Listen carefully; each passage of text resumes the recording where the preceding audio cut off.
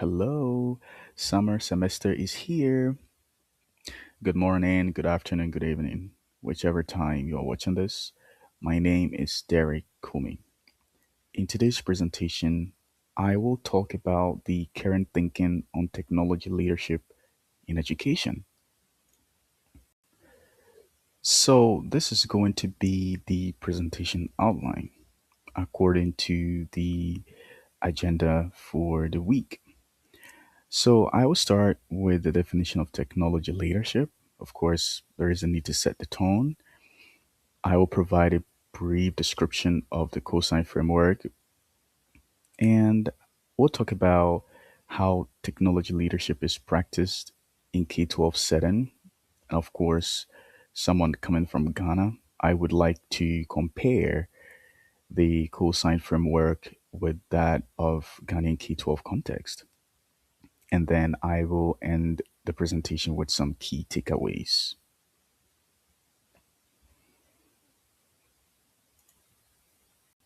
All right, let's jump straight to it. So, what is technology leadership? There are lots of definitions out there, but in my quest to synthesize the definition from these articles, you can find on your top left corner of the slides, I came up with this definition. I define technology leadership here as the capacity of school leaders and educational stakeholders to create a shared vision for technology, align that vision with instructional and organizational goals, provide the needed support and professional learning, manage resources responsibly, protect equity and privacy, and use technology to improve student learning and school effectiveness. As you can see, you can find some elements of the cosine framework, which I'm going to talk about in the next slides in this definition. It's kind of looks longer, but didn't want to miss all the elements. Well, I've explained technology leadership in the previous slide. It follows that there's a need to understand the framework that is going to serve as the lens for whatever analysis I make herein, the cosine framework. The cosine framework stand for Consortium for School Networking. And this particular framework is a technology leadership framework that outlines the key skills educational leaders or educational technology leaders need to facilitate sustained improvement in teaching and learning outcomes. The framework is composed of three components or dimensions. The first one is leadership and vision. Next is understanding the educational environment. And the last one is managing technology and supports resources. I'm going to explain a little bit more about these dimensions in the next slides. Let's dive a little bit deeper into the three components of the cosine framework. The first one, that is leadership and vision, consists of three other subcategories. So there is the leadership and vision, strategic planning, and then ethics and policies. Nine times out of 10, you may, because I have, that the first question educational technology leaders ask is what software or what device should I buy for the school or the organization? But the cosine framework bets to differ. Instead, the first question every educational leader should, educational technology leader should ask is what are our educational goals and how can technology help us achieve them responsibly and effectively? So, the work of the educational technology leader is not to operate in isolation, but to come together with other team members called the executive team to develop a technology plan that supports the organization's mission and vision. right? The second one is understanding the educational environment. This is very important.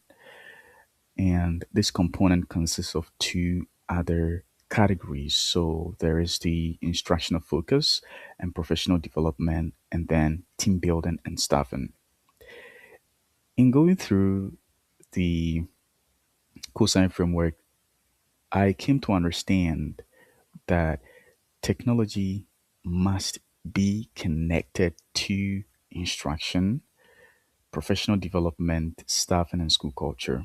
Of course, oh, Apple just released this device. Oh, Microsoft just released the software, so we should go get them. No, there is such thing called technology affordance. If whatever device or whatever mission you have does not drive the instruction and professional development, then it falls outside of what a technology leader should do. So that is, yeah, the technology leader, whatever decision they make, must drive instruction. The third one is managing technology and support resources. So after you have set your goals, after making these decisions to drive instruction, what are you going to do to support technology and support, yeah, to manage technology and support resources? So the third one, focus on systems that make technology usable, secure, sustainable, and aligned with the work of the school or institution. So as you can see, that the third dimensional component consists of information technology, communication systems, business management, and then data privacy and security. It is very important. And of course, as you can see on the left down corner, you can find other resources from the CoSign framework. So, how is technology leadership practiced in the K 12 setting? The first one is school leaders first create a clear vision that support the school's mission and goals. As I have explained in the previous slide here, the technology leaders do not introduce technology because it is available. However, what they do is to plan with other members of the executive team to improve instruction, communication, data use, and school operations. I do find it very interesting because 9 times out of 10, teachers are left out of this executive team. So, whatever technology decisions that are made during the meeting, they sort of impose it onto teachers because teachers are the implementers of the curriculum. And I feel like that is really bad. Teachers should be part of the executive team making decisions about technology. The second one is leaders plan professional development, provide resources, promote innovative teaching, support digital literacy, and encourage the use of technology to meet individual student needs. This second point is very important because, I was having a conversation with a friend, and then, who is trying to be, not trying to be, but going through the training to become a technology leader. And then he said that whatever decisions that are made regarding technology usage, it should always be student centered. And that is what we do, right? Technology leadership, at the heart of technology leadership, is the driver, right? That steer teaching and learning to promote outcomes, student outcomes, right? Or improve student outcomes. So here, the technology leader does not offer professional development once in a lifetime, but rather because technology is evolving, things are evolving, there is a need to keep up with the changes that go on. And so that is what a technology leader does in a K 12 setting to make sure everybody is in the same page and ways that teachers can be innovative in teaching to help students learn. The third one is leaders ensure that all students have fair access to technology. Exactly, because there is such thing as disparity. Like when it comes to the mainstream, we have individuals with students with individual needs or differences. So we want to make sure that student A is not benefiting more than student B. There is a need to bridge that gap between these students. So it is the work of the technology leader in a K 12 setting to ensure that there is a fair access. The last one is leaders ensure that the maintenance of devices and networks, budgets for technology, select vendors, support communication systems, manage data. Of course, there is nothing like technology without the ethical usage of student data or technology. We should manage student data well. We should protect student information, and then we should plan for cybersecurity or system failures. So, up until this point, I have explained technology leadership, CoSN framework. I have also explained the three components of the CoSN framework, and I have elaborated on how technology leadership is practiced in the K 12 setting. But now it's very interesting to talk about this, how the cosine framework compares to the K 12 setting, the Ghanaian context. I was a high school mathematics teacher, and I must say we have documents that do really parallel with the direction of the cosine framework. And I would like to start with the strengths of our Ghanaian context when it comes to the K 12 setting. So the first one is that Ghanaian or Ghana does really have a very strong national policy direction for educational technology. That is absolutely true. There is an emphasis on leadership, vision, and strategic planning, right? So there is a document that I have provided in the resources tab in this slide that Ghana's draft EdTech strategy identifies themes such as governance, management and administration, infrastructure and connectivity, and localized content creation, which are strongly compatible with the cosine framework.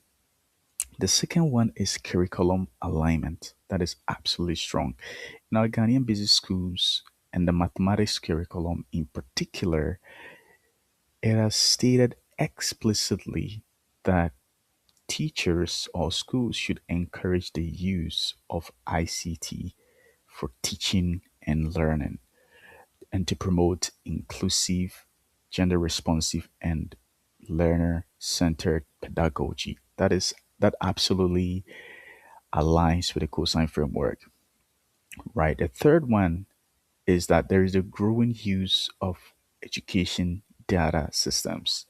I can give lots of examples here. For example, there is the mobile school report card, the performance management and data visualization dashboard, and differentiated learning dashboards. All these reflect the cosine framework's emphasis on data management and data informed decision making. Of course, we also have legal foundation for privacy and cybersecurity, right? So the gaps in the Ghanaian K-12 tech leadership is the first one is there is a distance between policy And classroom implementation, yes, Ghana does really have a strong language policy, as I indicated, but the challenge is whether every school has the infrastructure, the teacher capacity, and then the leadership structure, right? And then the budget to make the policy real. That is the gap. The second one is teacher professional development. Of course, in the document, the EdTech overview notes that many teachers lack the knowledge and skills needed to use technology effectively in teaching. And this does not only apply to the Ghanaian setting, like I said, 9 times out of 10, whenever technology leaders are meeting to make decisions regarding technology, teachers are left out. So that's one gap. The third one is equity of access. Well, the CoSN framework emphasizes equitable access, accessibility, inclusion, and belonging. However, in Ghana, or in the Ghanaian context, and especially in the rural areas, they still face accessibility challenges, right? That's creating disparities between the rural and then the urban schools. That is one gap. The last one is school level technology leadership capacity. The CoSN framework assumes that schools or districts have collaborative teams and then a clear technology plan. But in many Ghanaian K 12 schools, especially under resourced ones, technology leaders may still depend heavily on the headmaster. For example, when I was teaching, we didn't really have like a designated technology leaders. Everything rested upon the shoulders of the headmaster, or what the United States will call the principal, right, or the superintendent. Yeah, so that's one gap. I am still comparing the CoSN framework and the Ghanaian K-12 context. I have explained the strands, the gaps, and now I want to touch a little bit on the tensions. The first one is hardware versus pedagogy. Does having more hardware equal improved student learning outcomes? No, the answer is no. Ghana has really made lots of investments in ICT infrastructure, but the CoSign framework makes us understand that that alone does not equal technology leadership. The next tension is centralized policy versus local ownership. Ghana's national policies provide direction. That is very good. But the CoSign framework emphasizes collaborative ownership across executive leaders. But in Ghana, the opportunity is to make sure schools are not receiving technology, but are also participating in planning. So schools are just receiving technology, but they are not participating in it. The next tension is innovation versus sustainability. According to the CoSign framework, the responsibility of the technology leader, or the technology leadership at large, includes budgeting, purchasing, vendor management, life cycle planning, etc. In Ghana, this sustainability question actually tweaks a little bit, that who maintains the devices, who replaces them, who trains new teachers, right? That's one tension there. And the last one is digital access versus digital safety. So Ghana K-12 like is moving towards stronger cybersecurity awareness. The Cybersecurity Authority has emphasized digital safety, cybersecurity awareness, and protection of personal data. And this aligns with the CoSN framework, but it also means schools need practical rules for students, data, online behavior, passwords, cyberbullying, and safe use for learning platforms. Yeah, I can't believe this presentation is about to end, but I cannot leave without providing some key takeaways from the assigned readings for Module 1 and the cosine framework. The first one is pedagogy must and purpose must drive the technology. So the responsibility of the technology leader must begin with, of course, I've said it multiple times, is the school's mission, and he or she should ask how technology can support teaching and learning and the school's improvement. The second one is professional development must be continuous and embedded. This is very interesting. Like I said, once teachers are provided with, say, how to use a particular technology, that's it. But we know that traditional model of a single generic technology workshop is dead. Technology changes too fast for one and done training to be effective. So, effective technology leadership prioritizes ongoing, personalized professional development that is directly relevant to a person's specific day to day role. The last one is technology leadership requires equity, sustainability, and responsible management. This is very self explanatory. And also, if you want other key takeaways, you can refer to this small box on your right hand corner. Thank you so much. Yeah, these are the resources I used in this presentation. You can refer to them and read more about them. And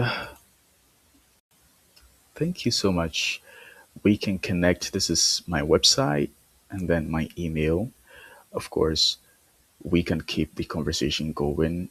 You can provide your feedback, comments, constructive feedback. I am open to answering and keeping the conversation going. And thank you. I'll see you in the next one.